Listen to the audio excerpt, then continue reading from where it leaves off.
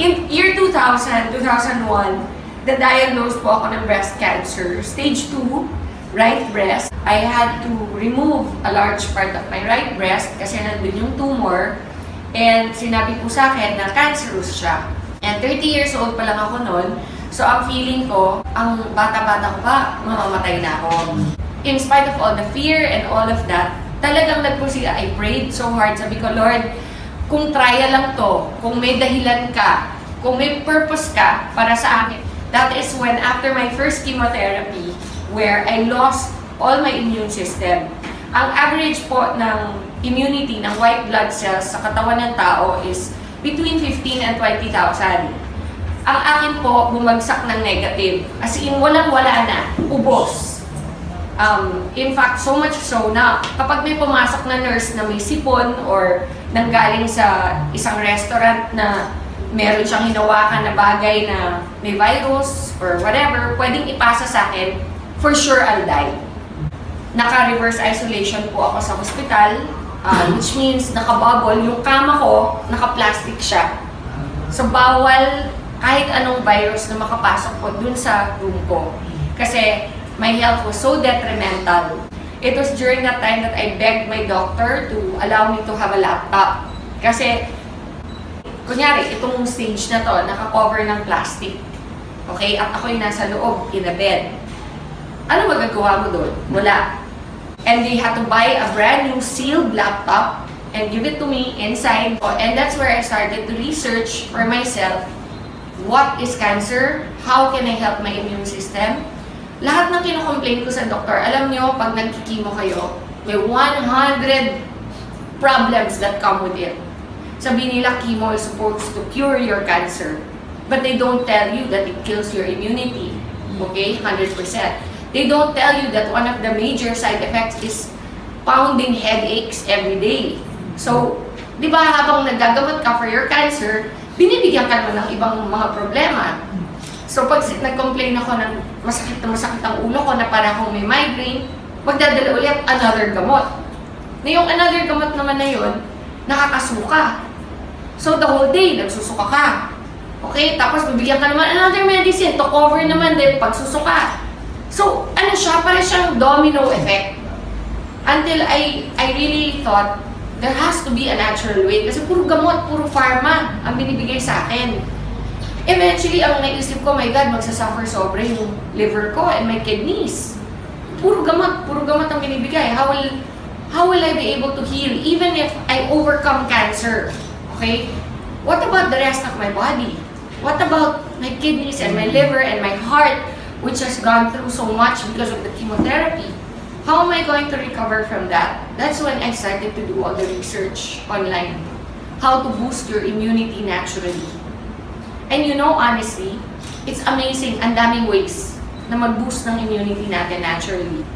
Sleep is the number one way. You have to rest. Okay? Sinasabi nila, the only time your body heals is when you are sleeping. Did you know that? Di ba, iniisip mo, relax, beach, okay yan, di ba? That doesn't matter. You can relax in the beach. That's enjoyment. That's not healing. Healing is sleeping. It is so important. But there are other ways you can help with products like our barley. Ang daming product na pwedeng gamitin. But did you know, the number one in the whole world that God created Himself is barley. Process of elimination, isa-isa kong ni-research yan. Imagine, I had 9 months in that bubble to discover what God really created that is the best for our immune system. And during the time, you have to remember, di ko naman alam na someday I'll be standing in front of people like you. Ang purpose ko lang during the time is for my own healing. Yun lang yung focus ko na, okay, so kung ginagawa mo yung research and yung training of your own knowledge for yourself, it doesn't matter about anybody else at the time. Gusto ko lang mahila ko sa sarili ko. Okay, so that's how I focus my research. What will help me? You know, there's a saying, knowledge is power, correct? So you have to become knowledgeable.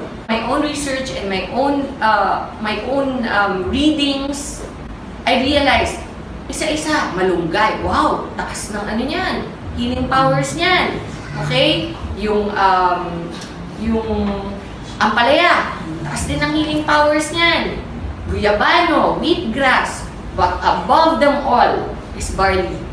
The best way to boost your immunity is through barley. And so, since alam ko na kung anong barley, kung ano yung pinaka-best way to boost my immune system, next step, aling barley.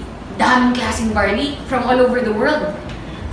Okay, meron India, may China. Actually, barley can be grown in any cold country. May US, okay, everywhere. New Zealand. The best is from Australia. And only one place in Australia grows barley. Why? Because the weather, the soil, the way it is planted and harvested, the way it is treated in the plant, so that the integrity and the purity of the product itself, of the plant itself, is contained 100%. You know, during my first chemo, I was in that bubble. I was thinking already things like, pag namatay ako, kamusta kaya yung anak ko? Sino mag-aalaga? All the things that you don't think about when you're 30. And I was already thinking, and accept ko na, okay naman daddy niya eh, kahit hiwalay kami. Mapapalaki niyang mabuti yan. Andiyan naman mama ko, my sisters, di ba? Little did I know that God had a plan. That someday, what now? That was 2000. 17 years later, I would be here with you. Iba magplano si Lord. Do not assume to know. Grabe, for me, kaya ako very emotional kasi it's so real for me. It was a time when I really thought na tapos na yung buhay ko. And then, every single time meron ganito na gathering or yung launch ng IAM natin, di ba, yung sobrang grateful ako na, wow God, binigay mo pa rin sa akin itong opportunity na makashare. Even if the worst thing happened to me in my life, na because of that cancer, because of that experience, andito ako ngayon. Nakakatulong sa maraming tao through IAM, di ba? Sobrang nakaka-overwhelm.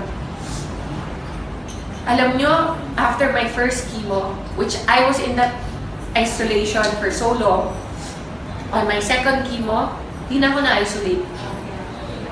Yung immune system ko, which took 21 days to recover from the first chemo. During my first chemo, I ended up in the ICU. Okay? Yan, tama yan ha, ako to. I'm not very good at drawing. Okay? Nakabubble yan. Ang first chemo, say day 1. Ito pala. Wala. Day 1 yan, day 1. First chemo. Ang treatment ko is 4 chemos, dapat. And then after the 4 chemos, 21 days of radiation therapy. So on day 1 of my first chemo, the doctor already told me na you have to recover, your white blood cells will be wiped out. It's natural, sabi niya. Your second chemo is 21 days from now. Within 21 days, your white blood cells have to be recovered. If not, we cannot give you the second chemo. Okay? And if we cannot give you the second chemo, you will go back to the first again. Can you imagine? Yung first pa lang na gusto ko na mamatay. May 3 pang matitira. Tapos pag disqualify, uulit. Makakailan ako. Yun yung nasa mind ko. So kailangan talaga ma-hit ko yung 21 days. I cannot rely lang on what the doctors are saying. Kasi for me, okay, andyan na lahat ng sinasabi na gagawin ko. Pero, kailangan din tulungan ko sarili ko. Doon pumasok yung research. Doon pumasok yung barley. Nung na-discover ko na, alam nyo, on the 20th day, every day kukunan ka ng dugo. Every day for 21 days. On the 20th day, sinabihan ako, you made it. We can give it to you tomorrow. Imagine, ka-recover ko lang today, tomorrow, titirahin na naman ako. Alam mo, gusto mo sabihin, pwede time out kahit 1 week lang, please lang, para normal yung feeling ulit. Ang feeling kasi dito, parang kang gulay. Hindi ka makabanyo on your own, kailangan may nag-aalalay sa'yo. Hindi ka makakain ng tama, kasi lahat ng, ang bibig mo, punong-puno ng mga singaw. Okay? Walang lasa. Lahat ng kainin mo tastes like metal. Kasi it ruins your taste buds completely. Alam mo, my favorite things like chocolate, okay, Coke, yung mga ganyan. Di ba yung mga gusto mong kainin? Burger, lahat na ipasok ko sa bibig ko, lasang metal. So I made it to my second. By then, imagine, 20 days na ako nagre-research. By then, sabi ko, my then husband, I told him, bumili ka ng barley. I don't care what the doctor say. Itago mo, huwag mong pakikita na pinasok mo dito. So, naipasok. I kept taking it. Alam mo, my second chemo, it took me 4 days to recover. Wow. 4 days? Like, because of chemotherapy, one of the side effects is my ovaries shut down. So, no more mens. No more period. So, my doctor told me I'll never have children again. And I only had one child back then, si Lexi. She was only 6 when I got diagnosed. And when my doctor told me na I'll never have children again, parang feeling ko, okay na rin. At least I have one. But in the back of my mind, I was thinking, what if I get a recurrence in the future? What if next time I'm not so lucky? What if next time God really wants to take me na? Diba? Sabihin natin, 5 years from now, 10 years from now, bumalik yung cancer, which is very, very much a possibility for any cancer patient. Once may cancer ka na, chances of recurrence are always 50% higher than somebody who's never had cancer. Okay? So, but now I'm on my 16th year. So, out of the woods na ako. Kung hindi ka pa graduate nung 2 years mo, hindi ka pa out of the woods.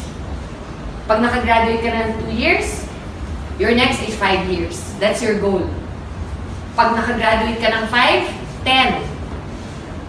Sometimes, even at 12 or 13, nagkaka-recurrence pa. Okay? So you are not out of the woods.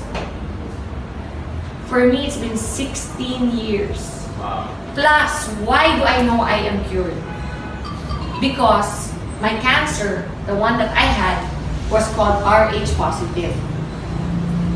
Rh positive is, it feeds on estrogen. Ang nagpapakain sa cancer ko is estrogen sa katawan. Eh di ba nagkaanak ako ulit? After 3 years, 3 years ako umiinom ng barley from day 1. My period came back. But no matter what, if you're consistent and you drink it regularly, it will be fixed. During my pregnancy, all my doctors were going crazy.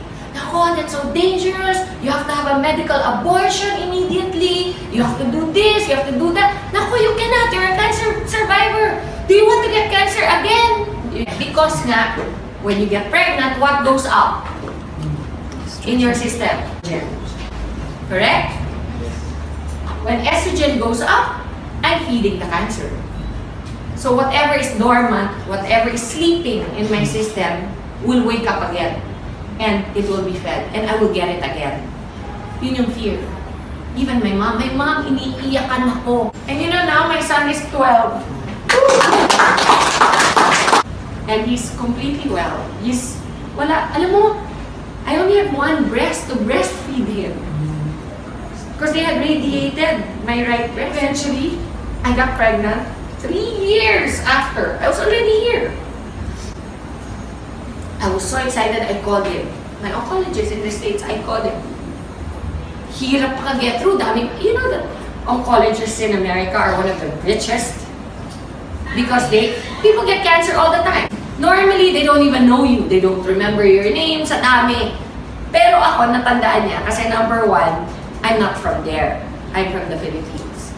Number 2, maganda ako eh. What can I say? Diba? I must have made an impression. Diba? Number 3, which is probably most likely the reason why he remembered me, I was his youngest patient. Okay. And I called him. When I called, I got his secretary, and the secretary said, "Oh, who is this, please?" Because this is Maritoni from the Philippines. "Oh, one moment, please." Ang bilis, sumagot yung doktor ko. Sabi ko, "Hi, Dr. Cooley, do you remember me?" Sabi niya, "How can I forget my beautiful patient?" Sabi niya, "What is something wrong? Are you having a recurrence?" Kasi normally, tatawag ka lang muna sa doktor mo kapag nagkaroon ka ng problema ulit, di ba? Sabi ko, "Oh, no, I'm perfectly fine, thank you very much. But I just wanted to call you because I remember how you told me I would never have a child again. And I just wanted to share the good news with you that I'm going to have another child." Those were my words, "I'm going to have another child." There's silence on the phone, no? And then he goes, "Well, you know what? I'm really glad you decided to adopt." Ganon siya ka-certain that I would never be pregnant again. So I said, no, Dr. Cooley, you don't seem to understand. I'm pregnant. Again, silence. Tagal. Are you there? Are you still there, Doc? Sabi niya, no, that's not possible. Sabi niya sa akin, sabi ko, "No, Doc, I'm pregnant. And I'm gonna have a son." Kasi by that time, alam ko na, no, I was already mga 4 months pregnant. And he said, "Oh, no, wait, what did you do?" What did I do? Oh, I had sex.